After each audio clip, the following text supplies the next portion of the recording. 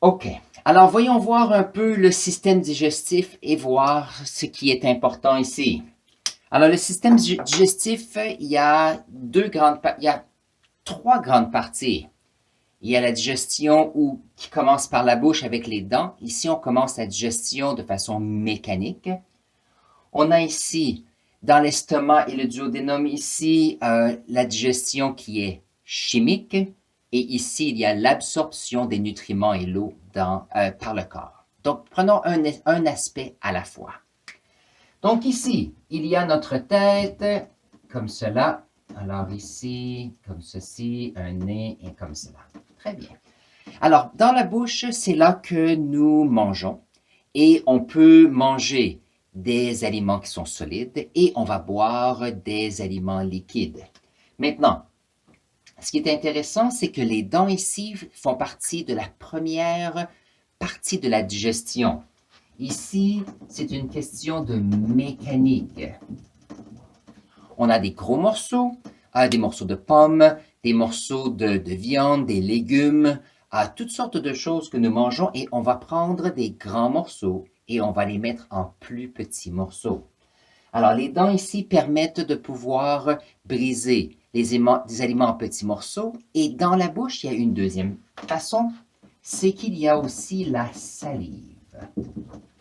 La salive, ça fait partie par des glandes salivaires et ces glandes créent la salive qui commence la digestion, surtout la digestion des amidons. Des amidons comme cela.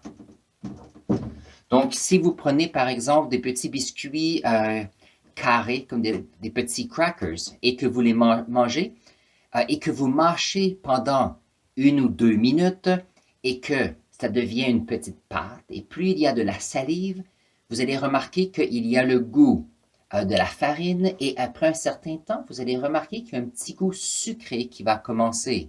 C'est qu'on prend les grandes molécules d'amidon et on les brise en plus petites. Et celles-ci deviennent du sucre, et c'est pour ça qu'on peut remarquer. Donc, ne prenez pas les craquelins qui sont salés, mais ceux qui sont non salés. Et habituellement, les petits crackers qui sont carrés, que l'on trouve ici et là, est une bonne expérience pour vous. Donc ici, mécanique et chimique commencent. On a ici cette pâte qui va descendre dans l'œsophage et va arriver dans l'estomac. L'estomac est un muscle, est fait de muscles qui va faire que ça va bouger les aliments qui sont ici et on va commencer à... Non, excusez, on va continuer la digestion chimique. On va avoir les acides gastriques qui vont commencer. Les acides gastriques vont commencer à digérer les protéines et les grosses molécules.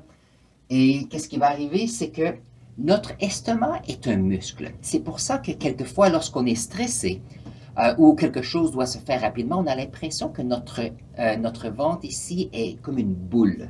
C'est que lorsqu'on est stressé, l'estomac ici se contracte et c'est pour ça que la digestion se fait plus difficilement. On peut bouger plus difficilement. Et c'est pour ça que manger de façon relaxante est important. Maintenant, il y a une raison pourquoi que ici on peut avoir un estomac qui va devenir qui va un peu se figer, c'est que si on est dans une situation, et ça vient du côté de l'instinct lorsqu'on était à l'âge de pierre et on devait s'enfuir, l'estomac c'est important, mais pas aussi important que la fuite s'il y a un danger.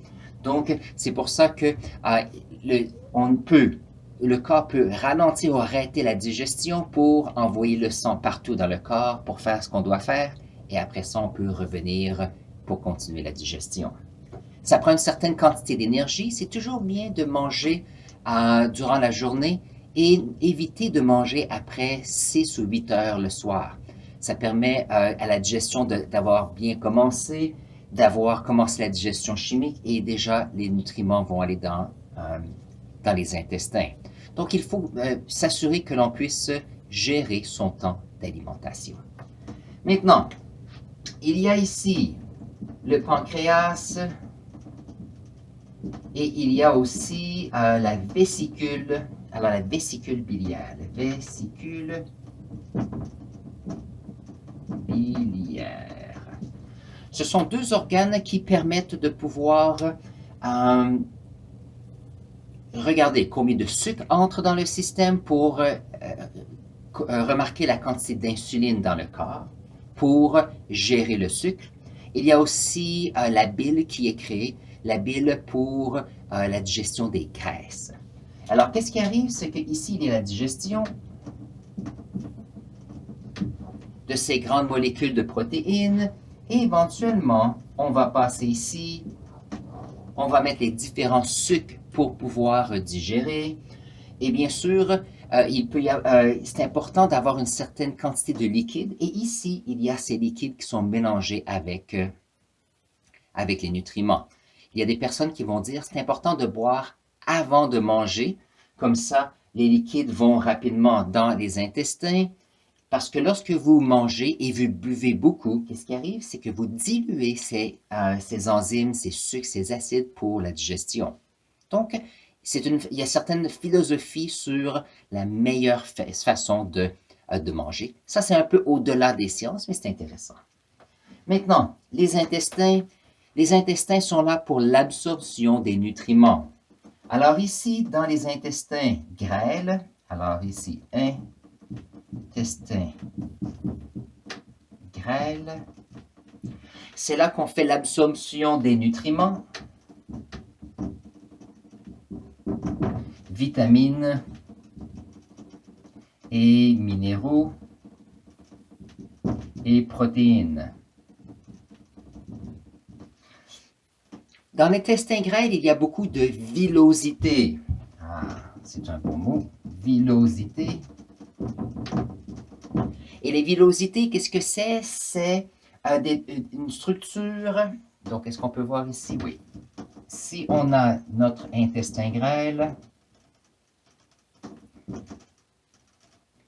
les villosités, c'est ceci. Et ça permet, bien sûr, à avoir des capillaires qui sont le plus près possible du système digestif et de la nourriture pour faire l'absorption. Alors, bien sûr, alors ici,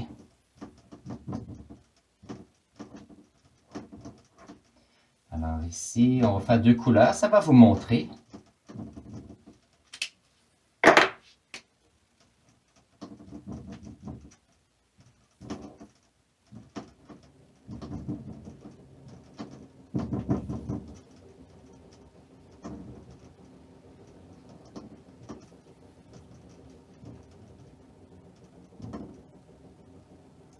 Alors ici, les deux couleurs, ce n'est pas pour montrer qu'il y a des échanges gazeux, mais c'est pour montrer que le sang va passer dans une direction.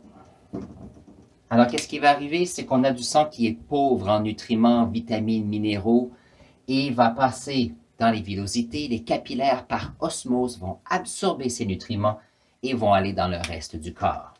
Donc ça, c'est ce qui se passe dans l'intestin grêle. Maintenant, après ça, on se retrouve ici dans le côlon. Et ici, dans le côlon, c'est surtout... alors ici, on se retrouve avec une bouillie de... pas des aliments, mais du matériel qui a passé dans le système digestif où on a retiré tout ce qu'on avait besoin. Maintenant, ce qui est important ici, c'est que le côlon va absorber l'eau. Peut absorber d'autres ions qui sont dissous dans l'eau, mais surtout, le point important du côlon, c'est d'absorber l'eau pour la recycler. De façon à ce que, après un certain temps ici, on va se retrouver avec de la matière qu'on appelle la matière fécale qui est solide et qui va être facilement évacuée. Maintenant, s'il arrive, alors ça, c'est notre système de digestion. Et autre point intéressant, c'est que notre corps veut s'assurer qu'on reste en santé. Donc, il y a deux moyens que le système digestif a pour s'assurer que le corps reste en santé le plus facilement. Le premier, lorsque nous mangeons de la nourriture, il y a ici des récepteurs qui jugent si la nourriture semble bonne.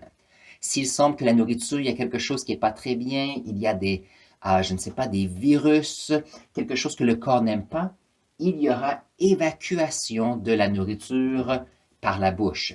C'est la façon la plus rapide d'évacuer ce qui n'est pas bon pour le corps, parce que ça prend quelques secondes pour sortir, comparé à avoir quelques heures que cette nourriture qui peut être mauvaise passe dans le corps. Donc ça, c'est la première façon de pouvoir protéger le corps, le vomissement. Le deuxième, c'est que si le corps fait passer la nourriture et le corps remarque que ça ne va pas bien, souvent on se sent malade, une des conséquences, c'est que le corps veut évacuer le plus rapidement possible ce qui peut être mauvais ou nocif pour le corps. Alors, lorsqu'on a ces nutriments ici ou les restes qui sont en bouillie, qui a beaucoup d'eau, le corps va dire, j'ai deux choix. Je peux absorber l'eau et donc cette matière va rester dans le corps plus longtemps, ou je peux empêcher, je vais oublier de retirer l'eau et on a ici cette matière qui sera liquide et ça ne fera pas le solide et donc on a la diarrhée.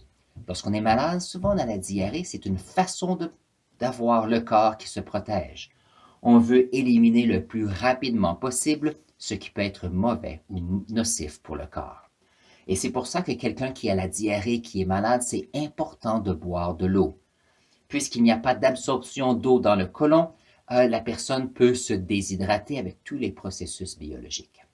Donc, ça, c'est une bonne revue et une bonne connaissance sur le système digestif. Maintenant, je vais voir, est-ce qu'il y a des questions pour vous maintenant?